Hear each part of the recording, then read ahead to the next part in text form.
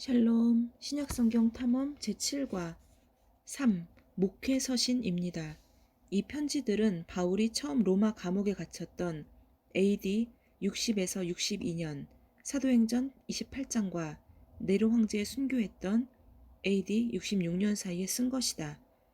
바울은 에베소 교회에서 사역하던 디모데를 위해 디모데 전후서를 썼다. 디도서는 그레데 섬에서 일했던 바울의 동역자인 디도에게 쓴 것이다. 디모데전서 6장을 읽으라. 무릇 멍에 아래 있는 종들은 자기 상전들을 범사에 마땅히 공경할 자로 알지니 이는 하나님의 이름과 교훈으로 비방을 얻지 않게 하려 함이라.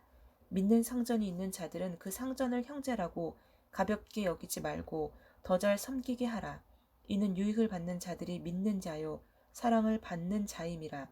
너는 이것들을 가르치고 권하라.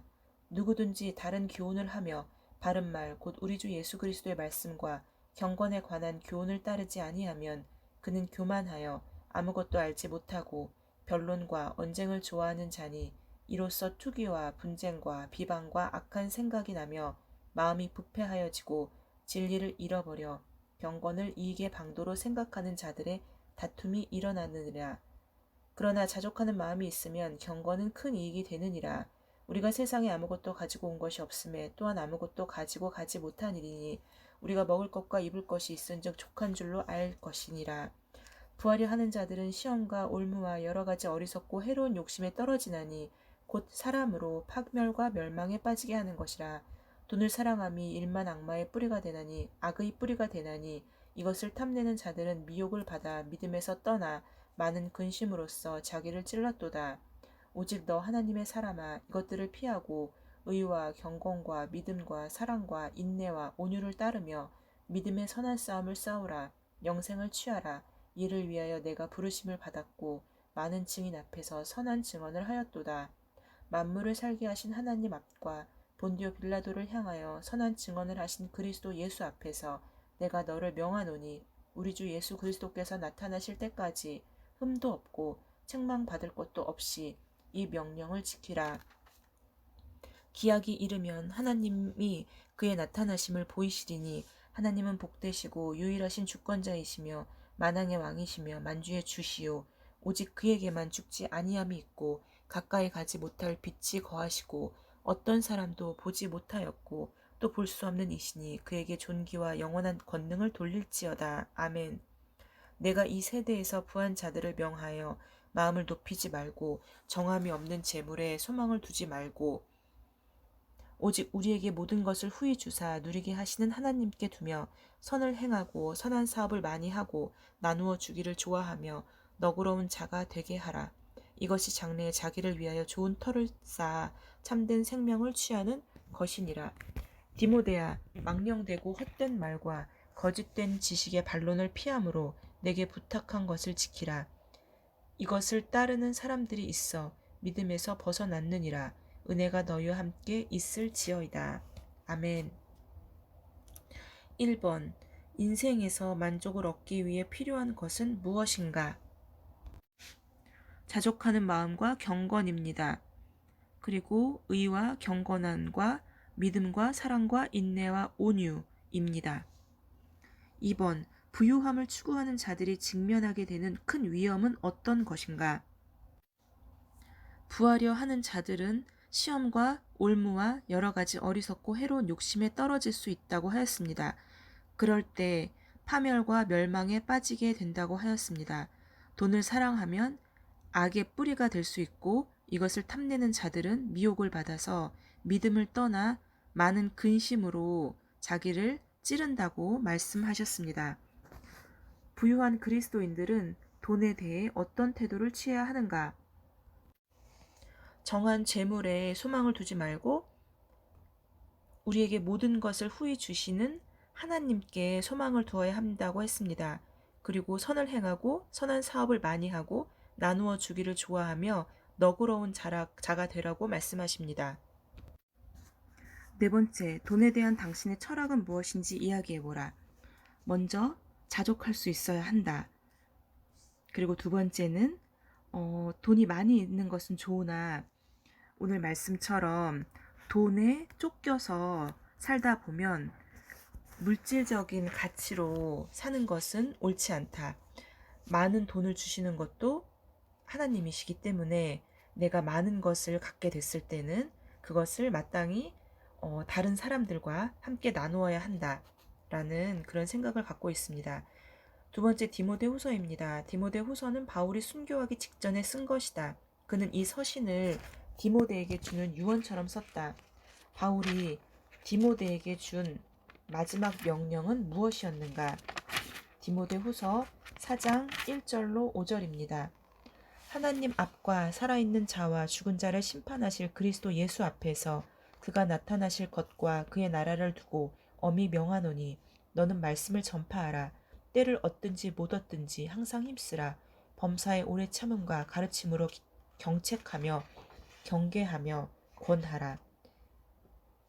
때가 이르리니 사람이 바른 교훈을 받지 아니하며 귀가 가려워서 자기의 사욕을 따를 스승을 많이 두고 또 그 귀를 진리에 돌이켜 허탄한 이야기를 따르리라. 그러나 너는 모든 일에 신중하여 고난을 받으며 전도자의 일을 하며 내 직무를 다하라. 아멘.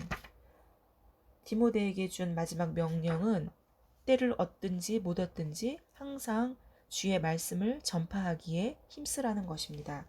바울이 죽은 후에도 디모데가 부르심에 충성스럽도록 도움을 주는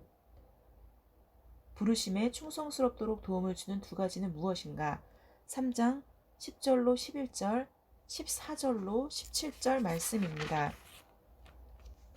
나의 교훈과 행실과 의향과 믿음과 오래 참음과 사랑과 인내와 박해를 받음과 고난과 또한 안디옥과 이고니온과 루스드라에서 당한 일과 어떠한 박해를 받은 것을 내가 과연 보고 알았거니와 주께서 이 모든 것 가운데서 나를 건지셨느니라. 이어서 14에서 17절입니다. 그러나 너는 배우고 확신한 일에 거하라. 너는 내가 누구에게서 배운 것을 알며 또 어려서부터 성경을 알았나니 성경은 능히 너로 하여금 그리스도 예수 안에 있는 믿음으로 말미암아 구원에 이르는 지혜가 있게 하느니라. 모든 성경은 하나님의 감동으로 된 것으로 교훈과 책망과 바르게 함과 의로 교육하기에 유익하니 이는 하나님의 사람으로 온전하게 하며 모든 선한 일을 행할 능력을 갖추게 하려 함이라. 아멘. 첫 번째는 고난과 박해를 견뎌낸 바울의 모범스러운 그런 모습이고, 두 번째는 그가 배우고 확신한 일을 지속적으로 해나가라는 명령의 말씀입니다. 세 번째, 디도서. 로마 감옥에 처음 투옥된 후에 바울은 디도를 격려하고 반대를 받는 상황에서도 계속 능력 있게 사역하도록 하기 위해 이 편지를 썼다.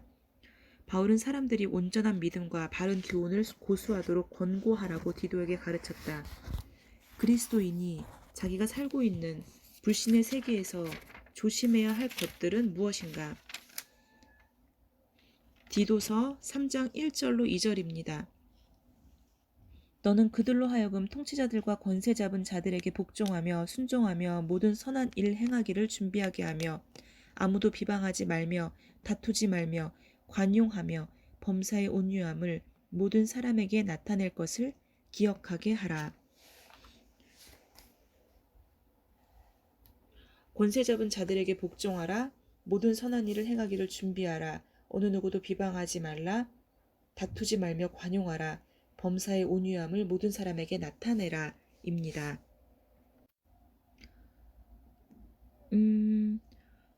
모든 선한 일을 행하기를 준비하라. 그리고 다투지 말며 관용하라. 범사의 온유함을 모든 사람에게 나타내라는 그러한 말씀이 제 생활 가운데 적용할 수 있는 부분은 그리스도의 온유함을 통해서 선한 영향력을 끼쳐야 한다는 것입니다. 믿는 자의 삶은 권위 있는 자를 포함해서 다른 사람에 대한 증인으로서 성령의 열매를 드러내야 하는데, 그러기 위해서 가정과 직장 그리고 사회 안에서 그러한 모습을 드러낼 수 있도록, 그런데 그것이 억지로 하는 것이 아니라 스며 나올 수 있도록 그렇게 노력해야 한다는 것입니다. 바울이 그리스도인에게 이렇게 살라고 한 이유는 무엇인가? 3장 3절 7절까지 말씀입니다. 우리도 전에는 어리석은 자요, 순종하지 아니한 자요, 속은 자요, 여러 가지 정욕과 행락의 종 노릇한 자요, 악독과 투기를 일삼은 자요, 가증스러운 자요, 피차 미워한 자였으나 우리 구주 하나님의 자비와 사람 사랑하심이 나타날 때에 우리를 구원하시되 우리가 행한 바 의로운 행위로 말미암지 아니하고 오직 그의 긍휼하심을 따라 중생의 씻음과 성령의 새롭게 하심으로 하셨나니 우리 구주 예수 그리스도로 말미암아 우리에게 그 성령을 풍성히 부어 주사 우리로 그의 은혜를 힘입어 의롭다 하심을 얻어 영생의 소망을 따라 상속자가 되게 하려 하심이라. 아멘. 우리도 예전에는 비난을 받아 마땅한 사람들이었지만 이제는 하나님이 구원해 주신 새 피조물이 되었기 때문에 이제는 새로운 하나님의 자녀로서의 그런 사람들이라는 것입니다. 선행에 관하여 생각해 보자. 디도서 3장 5절 8절을 이해하는 것이 중요하다. 그리스도인은 선한 일을 하되 하나님께 인정을 받거나 구원받기 위해 선한 일을 하는 것은 아니다. 구원은 거저 받는 선물이며 오직 믿음으로만 받을 수 있다. 이는 하나님께 구원을 획득하기 위하여 선행을 한다는 의식과는 반대된다. 선행은 그리스도인이 된 결과로 나타나는 것이지 조건이 아니다. 선행으로 구원을 받으려는 것은 마치 아픈 사람에게 낫기 위해서 축구를 하라고 말하는 것과 같다. 아픈 사람이 나아야 아무 문제 없이 축구를 할 수 있을 것이다. 예수 그리스도는 우리의 뛰어난 모범이다. 그러나 성경은 또 다른 예로 바울의 모범을 우리에게 보여준다. 바울은 예수 그리스도가 삶을 변화시킨다는 사실을 우리에게 생생하게 보여주는 증거이다. 한때 그리스도인들을 박해했던 바울은 그리스도를 가장 담대하고 역동적으로 전하는 사람으로 변했다. 보충, 그리스도의 교훈대로 살아갈 바울, 기도에 대한 그리스도의 가르침, 복음 때문에 받는 고통에 대한 그리스도의 가르침, 모범적인 생활에 대한 그리스도의 가르침, 돈에 대한 그리스도의 가르침, 선행에 대한 그리스도의 가르침. 여러 시간에 걸쳐서 7과 옥중서신, 데살로니가 전후서, 목회서신을 함께 나누었습니다. 이 과에서 당신에게 가장 의미 있는 것은 무엇인가? 이 과에서 여러 가지의 말씀들이 많이 나옵니다.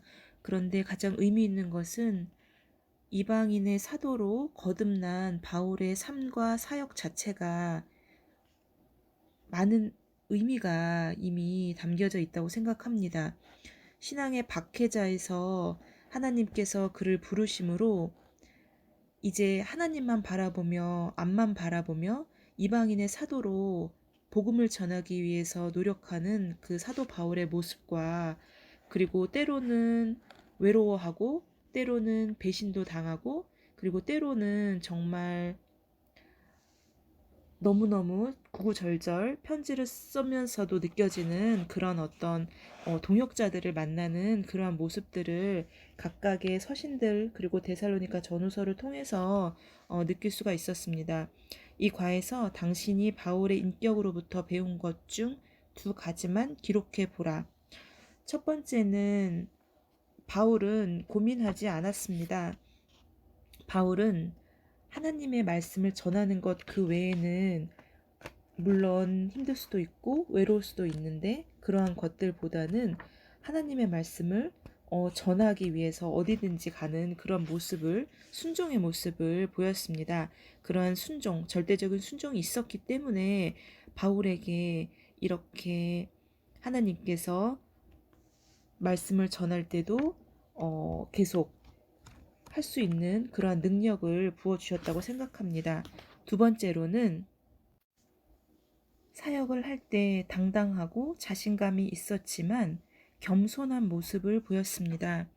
이것은 매우 중요한데 어떠한 순간 자신이 없을 수도 있고 또 도망가고 싶은 순간도 있을 건데 당당하게 담담하게 그러한 것들을 수행했다는 것입니다. 세 번째, 빌립보서 3장 1절, 4장 4절에서 바울이 우리에게 제안한 삶의 태도는 어떤 것인가? 끝으로 나의 형제들아 주 안에서 기뻐하라. 너희에게 같은 말을 쓰는 것이 내게는 수고로움이 없고 너희에게는 안전하니라. 주 안에서 항상 기뻐하라. 내가 다시 말하노니 기뻐하라. 바울이 우리에게 제안한 삶의 태도는 기뻐하라는 것입니다. 주 안에서 항상 기뻐하라. 내가 다시 말하노니 기뻐하라. 오늘의 외울 말씀 골로새서 2장 6절로 7절. 그러므로 너희가 그리스도 예수를 주로 받았으니 그 안에 행하되 그 안에 뿌리를 박으며 세움을 받아 교훈을 받은 대로 믿음에 굳게 서서 감사함을 넘치게 하라. 아멘.